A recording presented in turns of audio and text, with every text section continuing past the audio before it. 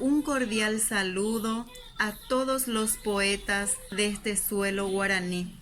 con esta serenata de letras de este poema titulado La ciudad donde nací. Nací en este lugar donde el sol llega antes que al resto del país, donde el cielo y la tierra se hallan enlazados por la transparencia de los ríos Paraná y Mondaú, donde el verdor del bambú pincela un paisaje salpicado con todos los colores que la naturaleza desabrocha, tierra colorada de gente laboriosa y hospitalaria, que intercambia palabras usando los 1000 idiomas diseminados por los visitantes. Para muchos, la ciudad Presidente Franco es solo un plácido dormitorio tras haber transitado un día de intensa jornada en las afueras, pero para mí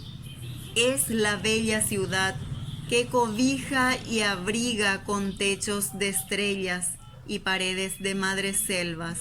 en donde niños, jóvenes y ancianos comparten la gran dicha de vivir en las tres fronteras.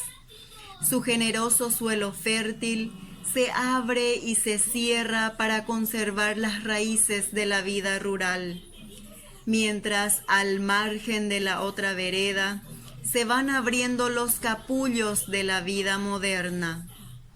El hombre con cabellos blancos viaja en carreta tirada de un viejo asno.